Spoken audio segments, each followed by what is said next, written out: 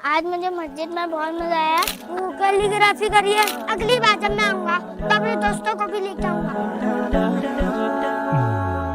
على جبين سعادتي وأفكاري تجري الحروف بأشواق وأزهار. هذه يا قد سرت للسعد في أمل تروي الجمال بألفان وأطيار. عروسة النور تاج البدر يبرزها نجما يشع بأنوار وأنوار. مبارك زوجها جاءت على درر زوج النقاء بتتويج وإبهار. كل القلوب تناهت في السنة فرحا بالحسن يبرق في حسن وإصرار. كل القلوب تناهت في السنة فرحا بالحسن يبرق في حسن وإصرار. على جبين سعادتي وأفكاري تجري الحروف بأشواق وأزهار. هذه يا قد سرت للسعد في أمل تروي الجمال بألفان. أشهد أن لا إله إلا الله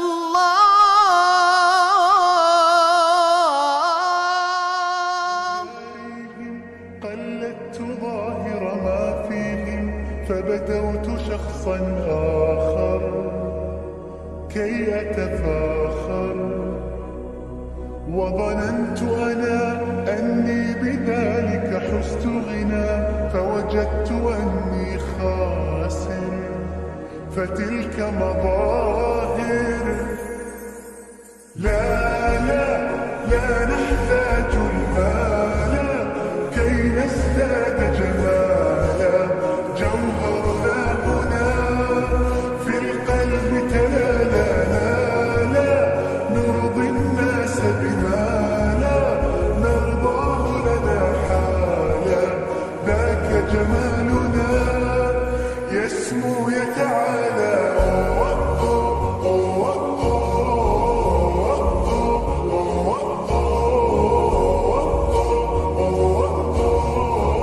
كن أنت تزداد جمالا.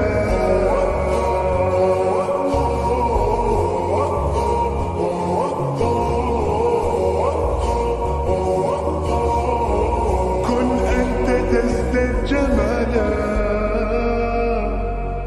لا لا لا لا لا لا لا لا لا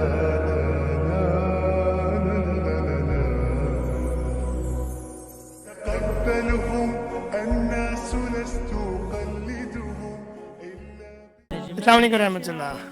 आज 2025 मई की 17 तारीख है और हफ्ते की बहुत ही बाबरकत शाम थी मस्जिद शफ़क़त के अंदर DHA फेज़ 4 कराची में, जिसमें सीरत क्लब की जो सीरीज़ है बच्चों को एक मेंटरशिप प्रोवाइड करने की और उनको अवेयरनेस देने की हमारे दीन इस्लाम और सीरत के उन। तो आज जो हमारा 7th सेशन था वो था अस्सादिक अल अमीन, जिसके अंदर नबी करीम सल्लल्लाहु अलैहि वसल्लम की ज़िंदगी का वो पहलू जो आम तौर पे हम लोग उस तरह से नहीं पढ़ पाते, आज बच्चों को बताया गया कि क्यों आप सल्लल्लाहु अलैहि वसल्लम को सादिक और अमीन कहा गया। इसके लिए माशाल्लाह हमारे मोहतरम मुफ्ती अवैस साहब ने बहुत ही बेहतरीन तरीके से विजुअल्स को इस्तेमाल करते हुए स्टोरी टेलिंग करते हुए बच्चों को बताया। मैं चाहूँगा कि मुफ्ती अवैस साहब खुद बताएं कि सीरत क्लब का ऑब्जेक्टिव क्या है और इंशाल्लाह ताला आइंदा आने वाले प्रोग्राम्स के लिए क्या सोच है हमारी। सर वालेकुम अस्सलाम वरहमतुल्लाह। अच्छा, इसमें देखिए हमने ये जो इनिशिएटिव लिया था ये इस सोच से लिया था कि जो हमारी कम्युनिटी के बच्चे हैं और अगर ये रेप्लिका किसी और मस्जिद में भी होता है तो उस मस्जिद की कम्युनिटी के बच्चे वो मस्जिद से कनेक्टेड रहे। ठीक है, हमारा एक बहुत बड़ा मसला जो हम देखते हैं वो ये कि हमारी नई नस्ल मस्जिद को अपने से रिलेट नहीं कर पाती, जबकि मस्जिद का जो तस्वुर है वो एक कम्युनिटी सेंटर का है। तो कम्युनिटी में पाए जाने वाले तमाम तबक़ात, चाहे वो बड़ी उम्र के हजरात हों, चाहे वो नौजवान हों, चाहे वो बच्चे हों, उन्हें ये महसूस होना चाहिए कि जब वो मस्जिद में आए तो ये फ़ील करें कि मस्जिद उनके लिए है। ठीक है, तो हमने उसी तस्वर को अपने मोहल्ले में उजागर करते हुए हमने ये किया कि हमने छोटे बच्चों के लिए 6 to 16 बच्चे जो बेसिकली जिसको हम बोल सकते हैं कि उनकी उस वक्त जहन साजी की उम्र होती है और जो चीज़ बचपने में उनकी तबीयत में आ जाए वो हमेशा तबीयत का हिस्सा बन जाती है। तो इसलिए इस उम्र के बच्चों को हमने सामने रखते हुए एक कोर्स डिज़ाइन करने की कोशिश की। वंस अ मंथ हमारा होता है और 3-4 घंटे का सेशन होता है पूरा मिल मिला के, जिसमें हम फिज़िकल एक्टिविटीज़ भी करते हैं और वो फिज़िकल एक्टिविटीज़ आप सल्लल्लाहु अलैहि वसल्लम की सीरत के किसी वाक़ये से रिलेटेड होती है। तो आप सल्लल्लाहु अलैहि वसल्लम का असादिक़ अल अमीन हमने पढ़ा तो बहुत है और आप सल्लल्लाहु अलैहि वसल्लम की सिफ़ात उजागर भी बहुत की जाती, लेकिन ये हमारी ज़िंदगी में आ जाए भैया। इसके साथ साथ आज जो हमारा एक ख़ास मौजू था वो ये कि हम जो है वो गलत के ख़िलाफ़ खड़े होने वाले हों, हक़ का साथ देने वाले। भाई सदाक़त का एक बहुत बड़ा जो है वो पहलू ये है कि इंसान जहाँ हक़ है, सच है, उसके साथ खड़ा हो, जो गलत है इंसान उसको रोकने की कोशिश करे। तो इसी को अल्हम्दुलिल्लाह हमने वो किया। फिर आप सल्लल्लाहु अलैहि वसल्लम के ऊपर जो नाजिल होने वाली पहली वही थी जिसका उन्वान इक़रा से हमने रखा था, तो उस वही से जोड़ते हुए हमने बच्चों को कैलीग्राफी की भी आज एक्टिविटी कराई अल्हम्दुलिल्लाह, और बच्चों ने माशाल्लाह बहुत अच्छा परफॉर्म भी किया और एंजॉय भी बहुत किया। उम्मीद है कि हमारा ये जो एक सोच है, तसव्वुर है, मिशन है, ये अल्लाह के दरबार में कबूल भी होगा और माशरे के लिए नफ़ा बख्श भी होगा। أتقبلهم الناس لست أقلدهم إلا بما يرضيني अस्सलाम वालेकुम रहमतुल्लाह। अल्हम्दुलिल्लाह आज 17 मई है और मस्जिद शफ़क़त DHA फ़ेज़ 4 कराची में दोबारा से एक इवेंट मुनक्किज़ हुआ है, जो कि बच्चों के लिए, जो इलाके के बच्चे हैं उनके लिए है। उसमें उनके बड़े भी शामिल हुए हैं और हम आपको भी दिखाते हैं कि अल्हम्दुलिल्लाह मुफ्तियान कराम की निगरानी में मस्जिद के अंदर बच्चों की तादाद देखें ज़रा। अल्लाह की बातें सुनने के लिए और कौन बताएगा क्या सोच रहे हैं? नई चीजें सीखने के लिए आए। नई चीजें तरबियत हासिल करने के लिए। सुभान अल्लाह। आपका नाम याह्या माशाअल्लाह। और हम किस पर्सनैलिटी के बारे में सीखने के लिए आए? कौन बताएगा? नबी सल्लल्लाहु, किसने बताया? अच्छा माशाअल्लाह। आपका नाम? एहसन। तो बच्चों ये बताओ कि हमें नबी सल्लल्लाहु अलैहि वसल्लम के बारे में क्यों सीखना चाहिए? आखिरी नबी है हमारा माशाअल्लाह। जी सुभान अल्लाह। उनकी बातों पे अमल करने से सवाब मिलता है और उनके अखलाक बेहतरीन थे माशाअल्लाह। और बताएं भाई, हमें क्यों नबी सल्लल्लाहु अलैहि वसल्लम की ज़िंदगी को सीखना, उस पर अमल करना क्यों चाहिए? और बताएं। ताकि अल्लाह खुश हो जाए। बेहतरीन माशाअल्लाह। देखो बच्चों, जैसे आप सबने कहा कि आप अलैहिस्सलाम हमारे लिए रोल मॉडल है। रोल मॉडल समझते हैं? आप अलैहिस्सलाम की ज़िंदगी को छोड़ देंगे ना, अल्लाह नाराज़ हो जाएंगे, ना दुनिया हमारी बनेगी ना आखिरत। ठीक है। मोहम्मद सुफियान, किधर है मोहम्मद सुफियान? माशाअल्लाह, खड़े हो जाएं। हाफिज हंजला, आप भी खड़े हो जाएं। सिनान, रैयान, याहिया और अली, जिनके नाम है वो खड़े हो जाएंगे। माशाअल्लाह माशाअल्लाह। देखो बच्चों, बाकी लोग जो बैठे हैं इनके चेहरे और से देखो माशाअल्लाह। इन बच्चों ने सबमिशंस किए हैं, किरात की कुरान पढ़ के सबमिट किया था। आप लोगों को पता है ना, जो सबमिट करता है व्हाट्सएप ग्रुप के ऊपर, उसके लिए मुनीर भाई ने बड़े अच्छे सरप्राइज वाले गिफ्ट रखे होते हैं। बड़ी कीमती चीज़ है, मुझे आज तक जिंदगी में मेरे पास भी नहीं है ये जो इनको मिल रहा है। सिनान के लिए एक और गिफ्ट है, क्योंकि इन्होंने जर्नल सबमिशन भी किया था। 2 किस्म की सबमिशन है, एक जो हमने तिलावत करते हैं उसको भी सबमिट करना होता है और एक जर्नल मिलता है आप लोगों को, उस पर जो काम करेगा उसको भी गिफ्ट है ना। आप अलैहिस्सलाम की टीनेज जिंदगी के बारे में, आप में से कोई टीनेजर्स हैं आज? हैं माशाल्लाह। 13 से लेके 19 के बीच में आप भी हैं माशाल्लाह। और कितने बनने वाले हैं इनको? ये स्टोरी स्टार्ट होती है आसिम के अर्ली चाइल्ड, जब उनकी एज रफली अराउंड 12-13 ईयर्स थी। तो उस वक्त अरब में इस्लाम इंट्रोड्यूस नहीं हुआ था और वो लोग एक एज ऑफ इग्नोरेंस में थे। बहुत बुरे हालात थे, बच्चों को जिंदा दफन कर देते थे, लोगों को पकड़ स्लेव बना देते थे। और जो ट्राइबल कल्चर था, यानी कि जो ग्रुप्स में वो लोग रहते थे वहाँ पर, वो आपस में बहुत छोटी छोटी बातों पर लड़ते थे। फॉर एग्जांपल, अगर 2 हॉर्सेस की रेस हुई डिफरेंट ट्राइब्स की और वो आपस में कोई हॉर्स गिर जाता है तो उस पर 40 ईयर्स तक जंग होती रहती थी जिसमें hundreds and thousands of people were killed और कोई उनका पूछने वाला नहीं था। और क्योंकि एक सेंट्रलाइज्ड गवर्नमेंट नहीं थी तो उनको कोई रोक भी नहीं सकता था। पर जो पावरफुल होता वो दूसरे पर कब्जा कर लेता, उसकी प्रॉपर्टी पर कब्जा कर लेता, उनके जो रिसोर्सेज होते हैं उन पर कब्जा कर लेता और इस वजह से उनकी इकॉनमी भी बड़ी डाउन थी, लोगों को कुछ काम करने को नहीं था। इनफैक्ट काबा में उस वक्त अराउंड मोर देन 300 आइडल्स यानी बुत मौजूद थे जिसको वो खुदा का पार्टनर अज्यूम करते थे। उस वक्त एक ट्रेडर यमन के एक रीजन है जिसे कहते हैं जुबैद, वहाँ से वो अपने साथ कुछ सामान लेकर मक्का की तरफ ट्रैवल करता है। और क्योंकि बहुत पुराने ज़माने की बात है, अराउंड 1400 ईयर्स बैक, तो ये जो जर्नी होती थी बहुत ही मुश्किल होती थी। ऊँटों पर सफ़र होता था, उसके ऊपर ये लोग अपने सैक्स जो भी सामान लेकर आ रहे थे, जैसे फल हैं, पॉटरी है, कपड़े हैं, वो सारा इसके ऊपर हम लोग सेट करते थे और it used to take couple of weeks कि आप ये डिस्टेंस कवर कर सकते। आपको डेजर्ट्स के थ्रू जाना होता था, बहुत ही टफ जर्नी होती थी। तो जब ये ट्रेडर जो यमन से आ रहा था ये मक्का की मार्केट प्लेस यानी मार्केट बाज़ार पहुंचता है, तो वहाँ पर वो अपना स्टॉल सेट करता है और लोकल्स को अपना चीज़ें दिखाता है कि भाई ये मैं सामान लेकर आया हूँ, बड़े ज़बरदस्त क्वालिटी का सामान है, ख़रीदें। मैं सामान सारा उतारता। तो जब वो सारी चीज़ें कर रहा होता ट्रेडिंग के हवाले से, तिजारत के हवाले से, तो उसे एक लोकल मक्का का बंदा मिलता है जिससे कहता है मैं तुमसे तुम्हारा सामान खरीद रहा हूँ। तो कहता है वो वेल एंड गुड, आप बिल्कुल ही सामान खरीदो। सारा सामान जो है अपना वो स्टॉल से तो दूसरे को दे देता है और उसको कहता कि ये अब आपकी प्रॉपर्टी हो गई है, आप प्लीज़ जो इसके एक्सचेंज में पैसे हैं वो आप मुझे दे दें। लेकिन जो मक्का का लोकल होता है वो कहता मैं तो यहाँ का सरदार हूँ और मैं तुम्हें पैसे नहीं देता, जाओ जो करना है तुम वो कर लो, मुझसे कौन पैसे निकाल सकता है।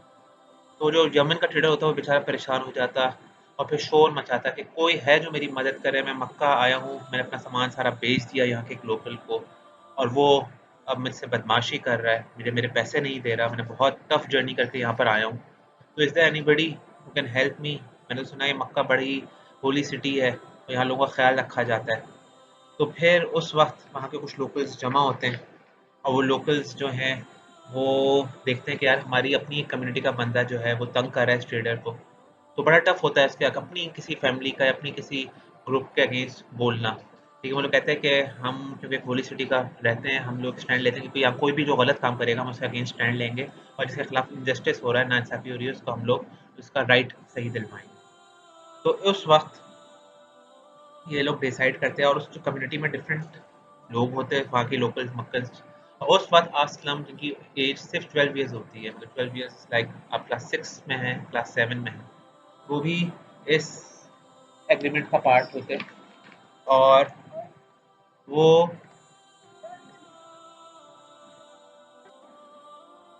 तो उस ज़माने के लिहाज से ये बहुत ही करेजियस स्टेप होता है कि आप अपनी कम्युनिटी किसी बंदे के खिलाफ स्टैंड ले रहे हैं कि तुमने गलत किया है and you need to stop doing it.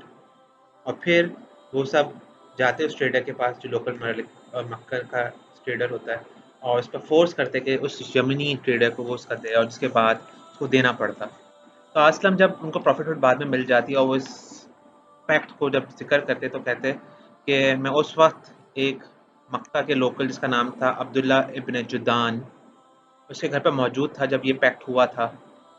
और अगर मुझे इसके अगेंस्ट कोई रेड कैमल्स एक टाइप से जो कि बहुत ही एक्सपेंसिव होती है, बहुत ही एक्जॉटिक है, तो अगर मुझे कोई रेड कैमल्स भी इस बदले में देता कि आप इस एग्रीमेंट हुआ था जिसमें हमने एक इनजस्टिस नाइंसाफ़ी के खिलाफ स्टैंड लिया, उसमें आप पार्टिसिपेट ना करें बल्कि हम आपको ये सामान देते हैं रेड कैमल्स का जो बहुत ही ज़बरदस्त होते हैं, आप ये ले लें, तो तब भी मैं उस पैक्ट का, उस इनजस्टिस के खिलाफ खड़ा होता, मैं अपना रोल प्ले करता, मैं जो मजलूम है उसका साथ देता। और रेड कैमल्स को आजकल हम किस तरह विजुअलाइज कर सकते हैं? जो आप देखो रेड फरारीज होती हैं, रेड जो आपकी मुस्टैंग होती है, इस तरह की गाड़ी जब आती है तो लोग किस तरह देखते हैं।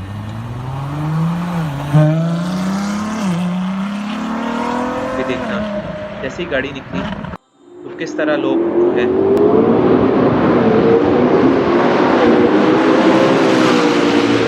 जो आपको रेड फरारी ऑफर कर रहा है और आपसे कह रहा है आप किसी मजलूम की हेल्प ना करो, कहीं इंजस्टिस हो रहा है वहाँ हेल्प ना करो, लेकिन आप ये रेड फरारी ले लो, तो हमारा क्या दिल चाहेगा, रेड फरारी ले लेते हैं, छोड़ो क्या किसी की क्या हेल्प करूँ। आपसे बोला नहीं, मैं दूसरों की हेल्प को प्रेफरेंस दूंगा, ना कि मेरे कोई बहुत ही कीमती चीज़ भी मिल जाए। और वो इतने जस्टिस लविंग थे, इसलिए उनको सादिक और अमीन लोग कहते थे, जो आगे हम डिस्कस करेंगे। तो असलम का ये हमें सीखना चाहिए कि उनको बहुत प्राउड फील कर रहे थे कि इतने सालों बाद जब उनको प्रॉफिटहुड मिल गई, वो किसी ने जिक्र किया तो कहा कि आई एम रियली प्राउड कि मैंने इसमें पार्टिसिपेट किया, और कोई भी चीज़ गलत हो सोसाइटी में उसके अगेंस्ट स्टैंड लेना चाहिए। हमें असलम की सीरत से सीखना है, बेशक वो मेरी फैमिली का अपना बंदा हो, मेरे स्कूल का हो, मेरा फ्रेंड हो, और अपनी पर्सनैलिटी से हमें एक पॉजिटिव इम्पैक्ट क्रिएट करना चाहिए। हमें शिकायत नहीं करनी चाहिए कि यार आजकल ये गंदगी हो रही है, यहाँ पर ये मसला है, बल्कि उस गंदगी को खुद साफ करने की कोशिश करेंगे, और जो मसला है उसमें अपना रोल प्ले करने की कोशिश करें। ये हम इस वाक़े से सीख सकते हैं। तो बेसिकली स्किट में हो ये रहा है कि स्कूल की छुट्टी हुई है, आप सब लोगों की अभी समय बिजनेस स्टार्ट होने वाली, सबसे लास्ट डे है स्कूल का, और दो दोस्त तारिक एंड अहमद वो छुट्टी के बाद अपने घर को जा रहे हैं और कुछ आपस में बातें कर रहे हैं, और स्कूल की बेल हो गई तो बच्चे बातें कर रहे हैं।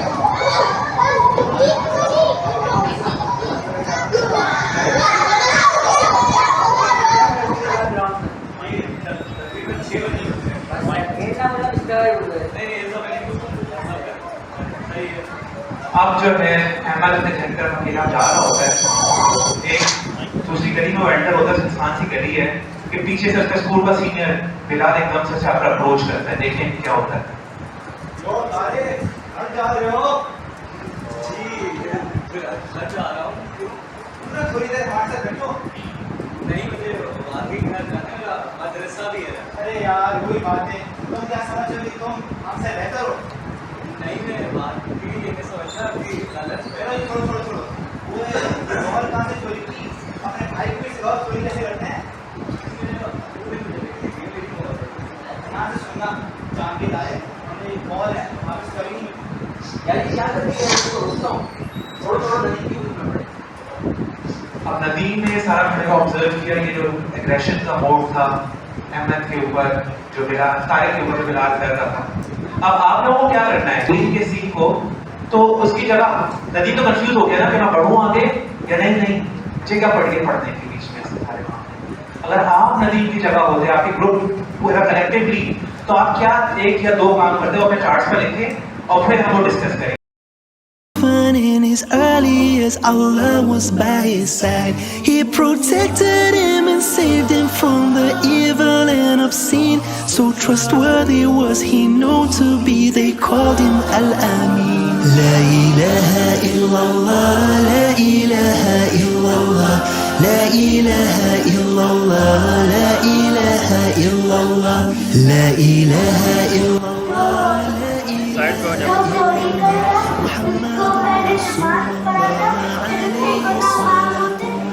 Clouds would race to shade and the trees would bow down in respect. Those bestowed sacred insight knew that he was the elect. As the prayer of Prophet Abraham and Jesus is good news, he was mentioned in the scriptures of the Christians and the Jews.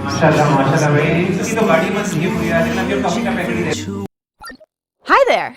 My name is Zed the Squarehead, and I know that there's a champion in every kid. Big kids, small kids, 2-eyed, 3-eyed, 4-eyed kids, doesn't matter. There's definitely a champion in all kids, but sometimes we forget that. Sometimes a kid will try to feel cool or strong by choosing to be mean to those who are smaller or weaker than them. They might pick on people who can't do or say anything back. They might do it over and over too. Have you ever seen that happen? Well, that kind of behavior is called bullying, and it's not cool. But you can do something to stop bullying as it's happening. If you know a few tricks, then you can actually choose to stop the meanness right in its tracks. You can choose to stand up to bullying, and you can be an upstander. Pay close attention to this scene. Here's the playground, and here's the bully who's trying to feel cool by picking on this guy, Tar. Now here's a bystander. A bystander is someone that sees bullying happen and doesn't know what to do. And back here, we have Ned.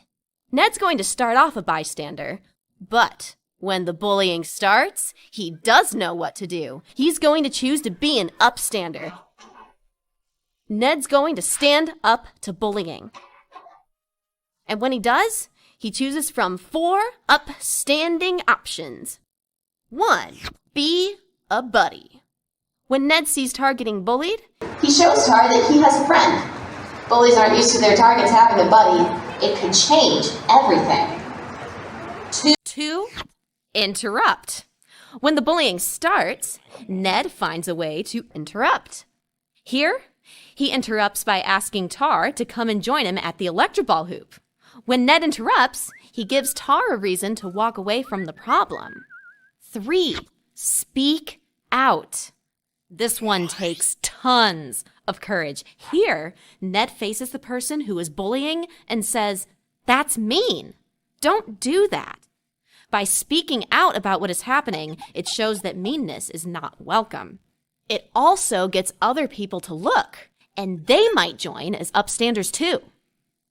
4. Tell someone. Whether it's during the bullying or after it, Ned's going to choose to tell an adult about it. It takes courage and hard work to be an upstander. But by being an upstander, you'll be an awesome friend to someone when they need it most. And Ned's name, you'll probably choose to be upstanding whenever you see bullying. When bullying takes place, you'll make a champion choice to be a buddy, or interrupt, or speak out, and also tell someone. If you do any mixture of those things when you see bullying happen, you'll go from being a bystander to being an upstander at your school. तो हम लोगों ने यहाँ पे क्या सीखा basically जितना हमने वीडियो देखी और रोल प्रिंट देखा ये देखा कि जब कोई बुरा हो रहा होता है आपके कहीं फॉर एग्जांपल बुलिंग जो हमारे पास बहुत होती है स्कूल्स में भी होती है फुटबॉल मैचेस में भी होती है और कभी कभार मस्जिद के अंदर भी हो जाती है तो उस पर हमें क्या करना चाहिए हम अक्सर देखते हैं ऑब्जर्व करते हैं दो लोग एक बड़ा बच्चा छोटे को तंग कर रहा है दो लोग लड़ाई गाड़ियों की लड़ाई हो रही है लड़ाई हो गई एकदम से हम जा रहे हैं आराम से गाड़ी में एसी चल रहा है बात हम क्यों सुने भाई लेकिन यू हैव गॉट 2 ऑप्शंस है एक ऑप्शन क्या है जो आप सल्लल्लाहु अलैहि वसल्लम ने किया इनजस्टिस जहां भी देखो take a stand no matter what the consequences are या in that case you will be an upstander you will be taking a position और you can just be a bystander जो कि हमारी सीरत से हमें ये सबक नहीं मिलता सीरत में हमें क्या मिलता है कि you should always stand up against injustice specially against bullying जो हमारे ग्रुप में बहुत ज्यादा होती है चलिए और एग्जांपल हम लोग देखते हैं अच्छा ये आजकल हमने ऐसा बहुत देखा होगा कि फिलिस्तीन में क्या हो रहा है फिलिस्तीन के अंदर भी बहुत ज्यादा इनजस्टिस हो रही है हम लोग यहाँ पर अल्हम्दुलिल्लाह एसी में बैठे हुए हैं टॉफीज खा रहे हैं घर जाएंगे बर्गर ऑर्डर करेंगे फूड पढ़ने से कुछ घर पे आएगा मैच देखेंगे प्रीमियर लीग का तो अल्लाह का लाख शुक्र है but on the other side of the world फिलिस्तीन में कंप्लीटली ऑपोजिट पोजीशन चल रही है एक वक्त खाने के लिए लाइनों में खड़ा होना पड़ता है और वो एक वक्त का खाना ही एक वक्त का खाना होता है पूरे दिन का तो हाउ ब्लेस्ड वी आर लेकिन इनके लिए हम क्या कर सकते हैं हम कभी सोचते हैं शायद कुछ भी नहीं कर सकते थोड़ा बहुत बाइकआउट कर लेते हैं थोड़ी सी दुआ कर लेते हैं लेकिन हम एक एग्जांपल देखते हैं एक रियल लाइफ एग्जांपल जिसमें somebody choose to be an upstander जिसने आपने की सुन्नत पर अमल किया अरे ये बताओ ये Xbox कौन खेलता है या PlayStation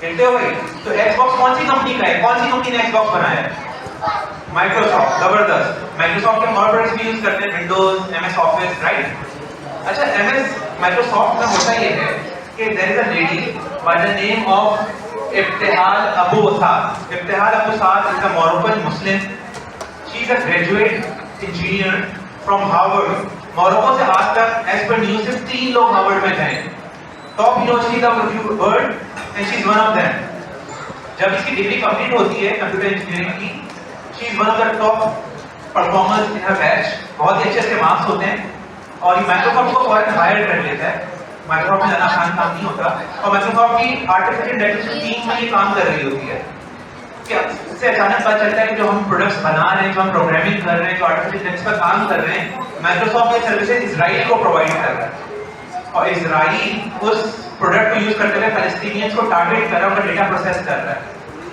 तो शी हैड 2 ऑप्शंस है वो काम करती है कि यूएस आई से वीजा मिला हुआ है ढाई की जॉब एंजॉय करती या वो बीइंग अ मुस्लिम वास्तव की सीरत पर अमल करती सुन्नत पर अमल करती है take a stand so that is what she did एक बहुत ही टॉप नॉच मीटिंग हो रही होती है कि माइक्रोसॉफ्ट की जिसके सारे टॉप बॉसेस बैठे हुए होते हैं पूरे यूएस के, वो अपना एक प्रोडक्ट लॉन्च कर रहे होते हैं आर्टिफिशियल इंटेलिजेंस का, एंड उसमें she stands up and tells her immediate boss who is also a Muslim from Syria कि what you guys are doing is wrong. Let's see what she said.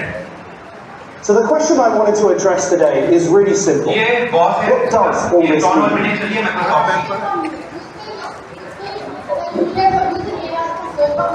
अब ये मेरे साथ खड़ी होती है और बोलती है कि जो लोग कर रहे हो ये डिजाइन रीयूज कर रही है प्रोडक्ट,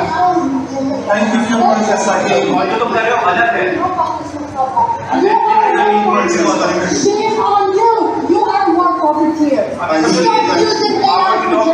यूएस में काम कर रही है, बड़ी जबरदस्त कंपनी में लाइफ एंजॉय करती है, उसी कंपनी के खिलाफ खड़ी होती है ना, वो काम करती है। Takes a lot of guts, बहुत ज़्यादा आपको तकवा चाहिए होता है, बहुत ज़्यादा आपको ईमान की पावर चाहिए होती है। लेकिन कुछ लोग होते हैं जो स्टैंड ले रहे हैं, they choose not to be a bystander but an upstander by working on the सुन्नह। तो इस तरह हमारी लाइफ में डिफरेंट अपॉर्चुनिटीज आती हैं डिफरेंट कैपेसिटी में। हम बच्चे हैं, इसका मतलब ये नहीं कि हम इनजस्टिस अगर देखेंगे तो हमें स्टैंड लेना चाहिए। हम तो असल में तरह से सीखते हैं कि जिस भी कैपेसिटी में हम हों, अगर हम बैठे हुए हमारे दोस्त किसी छोटे बच्चे को तंग कर रहा है तो we should take a stand, उसे समझाना चाहिए अच्छे तरीके से, अच्छे अल्फाज के तरीके से, जैसे वो नहीं एक प्रॉपर तरीके से। ऑप्शन कि आप जो बुली करने वाले हैं उसको शो करें कि जिसको बुली किया जा रहा है उसका दोस्त हूँ। दूसरा ऑप्शन क्या है कि जिसको बुली किया जा रहा है उसको वहां से एग्जिट करवा दो, वहां से लेके चले जाओ। तीसरा ऑप्शन क्या है कि फिर आप जो बुली करने वाले हैं उसको बोलो कि नहीं तुम गलत कर रहे हो।